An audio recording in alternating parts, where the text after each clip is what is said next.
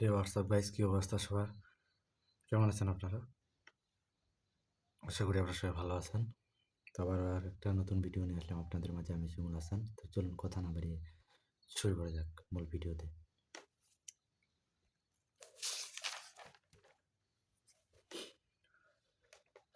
কী করবো জানি না, তবে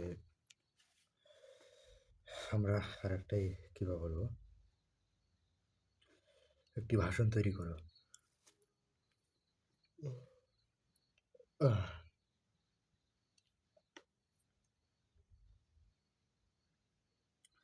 আমরা একটু ধীরেতেই চলে যাচ্ছি।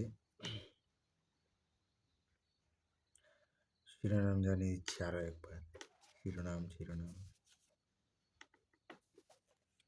এখনো খুঁজে পাইনি, দেখি আজকে কী পড়া যায়। কিছু পড়া যায় কিনা দেখি। চলুন আমরা কিছু পড়ে নিই। শিশু শ্রম। আজকে পড়বো আমরা শিশু শ্রম। শিক্ষা জাতির ভবিষ্যৎ। আজকে শিশুকে একদিন জাতির ভবিষ্যৎ পরিচালনা করতে হবে, দায়িত্ব গ্রহণ করতে হবে। এটাই স্বাভাবিক। শিক্ষা জাতির মেরুদণ্ড বা ভবিষ্যৎ। আজকে শিশুকে একদিন জাতির পরিচালনার দায়িত্ব গ্রহণ করতে হবে। তাই আমাদের দায়িত্ব শিশুকে শ্রম থেকে আমাকে মুক্ত করি। তাদেরকে কাজের পড়াশোনা শেখার অবশ্যই দরকার। সেই জন্য শিশু হয়ে ওঠা উচিত যোগ্য নাগরিক। শিশুদের ভবিষ্যতের সম্ভাবনার কথা বিবেচনা করে উন্নত বিশ্বে শিশুদের পরিচর্যা মাতৃগর্ভ থেকে শুরু হয়। যারা যখন পেটে থাকে তাদের গর্ভ থেকেই পরিচর্যা শুরু হয়। কিন্তু আমাদের দেশে অশিক্ষা, দারিদ্র কারণে অধিকাংশ শিশু উপযুক্ত পরিচর্যা করার হয় না, বরং জীবিকার খোঁজে শিশুদের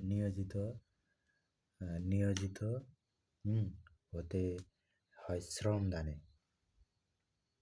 আমাদের দেশে দেখবেন কিছু কিছু পোলাপাইন আছে, বয়স বেশি না, 10-15 বছর বা 17, 18, 14-15 বছর, এরকম কিছু যে বাচ্চারা আছে, তারা দেখবেন পড়াশোনা বাদ দিয়ে শ্রম যোগে চলে গেছে, কাজ করতেছে, টাকা হচ্ছে এরকম, কিন্তু ভবিষ্যৎ দিয়ে তাদের নষ্ট হচ্ছে জীবনটা, সেটা দিয়ে তারা খেয়াল করে না। হ্যাঁ, তো আমাদের দেশে এরকম কিছু কিছু অভাবের কারণে ছেলে মেয়েদেরকে পড়াশোনা করায় না। মেয়েদেরকে যদিও করায় কিছু একটা, কিন্তু ছেলেদেরকে কিছু কিছু করায় না। কাজের তাগিদে দিয়ে তাদের বেশি বিভিন্ন ধরনের তাগিদ দিয়ে থাকে, মানে কাজে বেশি অংশে তাদের গুরুত্ব দিয়ে থাকে। কারণ তাদের বাবা মাগুলো অশিক্ষিত হওয়ার কারণে তাদের ছেলে মেয়েদেরকেও অশিক্ষিত বানাচ্ছে। তারা মানুষের বাড়ি খেটে যাচ্ছে, আমাদের ছেলেগুলো তাই খাটাবে, এরকমটা তাদের প্রচেষ্টা। দেশ দিয়ে কীভাবে উন্নতি হবে তাদের দিয়ে সেদিক দিয়ে কোনো খেয়াল রাখে না। আমাদের এরকমই আছে, কিছু কিছু ছেলে আছে, এই ধান মারা মেশিনে বেড়াচ্ছে, হেদিকে বেড়াচ্ছে। তো এরকম যে কাজ কারবারগুলো করছে, তাদের ভবিষ্যৎ পরিচালনা একটা নষ্ট করতেছে। যে তাদের যে একটা জীবন আছে, হ্যাঁ, তো সারা জীবন কি এরকমই করে থাকবে? তারা কি ভালো কোনো করতে পারবে না? এরকমটা যদি হয়, তাহলে আমাদের দেশের শিশুগুলো অনেক সময় যে তারা মূর্খ হয়ে থাকবে, পড়ালেখা কিছু শিখতে পারবে না। তারা সারা জীবন অন্যের বাড়িতে খেটে এরকম অবস্থায় চলবে। একদিন দেখবেন যে এমন খাটনি করছে, দেখবেন যে আর কাজ করতে পারবে না। একটা জিনিস লক্ষ্য রাখেন, আপনি কতদিন খাটবেন? খাটতে খাটতে খাটতে খাটতে জীবন তো অর্ধেকটা জীবন পার করে দিলেন, বড় বয়সে পারলেন না আর খাটতে, তখন কি করবেন? তখন করবেনটা কি? তো এমনটা অবস্থা। জীবন আছে আমাদের, বাঁচবো কতদিন তা জানি না, মৃত্যুর হায়াতুল মালিক আল্লাহ। তো আমরা যতদিন বাঁচবো, আমরা এমন কিছু কাজ কারবার করবো না যেন আমাদের ভবিষ্যতে আমাদের খারাপ অবস্থা হয়। এমনটা আমরা কখনো চাইবো না।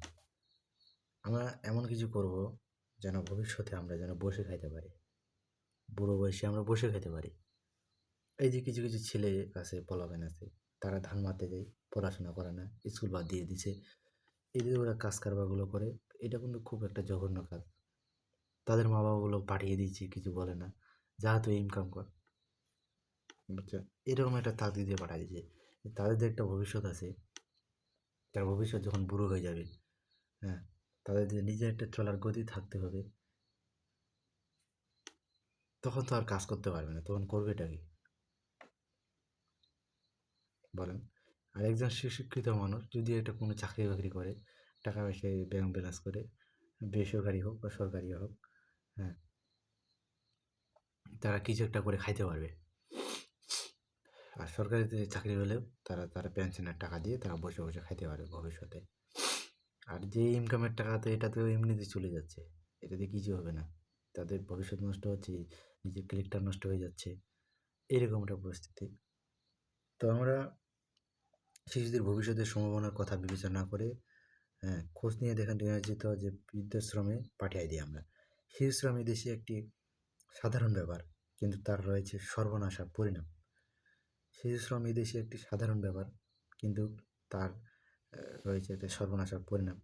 এদেশে অর্থনৈতিক কারণে বহু বাধ্য হয়, আহ, অর্থনৈতিক কারণে শিশুকে খুব ছোটবেলা থেকেই অর্থ উপার্জনে মনোযোগ দিতে হয়। আমাদের এদিকে বাংলাদেশে এমন একটা অবস্থা, জীবিকার তার দিকে শিশুদের কিন্তু শ্রমে পাঠায় দিই অর্থ উপার্জনের জন্য। এরকমটা আমরা বিভিন্ন ধরনের ঢাকা শহরে অলিতে গলিতে বা গ্রামগঞ্জে এরকমটা হয়। কিন্তু পিতামাতার আর্থিক অবস্থা ভালো না থাকার কারণে তরুণ তারা শ্রমদানে বাধ্য হয়। পিতামাতাদের তাদের অর্থনৈতিক অভাবের কারণে তারা শ্রমদানে পাঠায় দেয়, এরকমটা হয়। হুম, বাধ্য হয়। যে কাজে নিয়োজিত হয় হয়ে তারা আহ, যত সামান্য উপাদানকে গুরুত্বপূর্ণ বিবেচনা করে, শিশু শ্রমের ক্ষেত্রে বেশ প্রসারিত। শিশু শ্রমের ক্ষেত্রে প্রসারিত। পাথর ভাঙ্গার কাজ থেকে চানাচুর বিক্রির পথ, অস্ত্র কাজে শিশুরা নিয়োজিত, অস্ত্র কাজে নিয়োজিত, পাথর ভাঙ্গার কাজ থেকে শুরু করে চানাচুর বিক্রির মতো অস্ত্র কাজে নিয়োজিত। কৃষকের ছেলে শিশু বয়স থেকে পিতার সঙ্গে কাজে অনীহা। রাইট, কৃষকের ছেলে, বিশেষ করে আমরা আমরা কিন্তু কৃষকের ছেলে। এই ছোটোবেলা থেকে বাবার পিছনে ঘুরতে ঘুরতে, হ্যাঁ, কৃষকের ছেলে শিশু বয়স থেকেই পিতার সঙ্গে কাজে অনীহা, আমরা ওই রকম পড়ছিলাম। তো অর্থনৈতিক সচ্ছলতার জন্য শিশুরা শ্রমসাধ্য কাজে নিয়োজিত হয়। অর্থনৈতিক সচ্ছলতার কারণে, অর্থনৈতিক সচ্ছলতা অর্থাৎ গরিব যারা কিছু কিছু মানুষ আছে, ফ্যামিলি আছে, তাদের এই যে অর্থনৈতিক সচ্ছলতার জন্য শিশুরা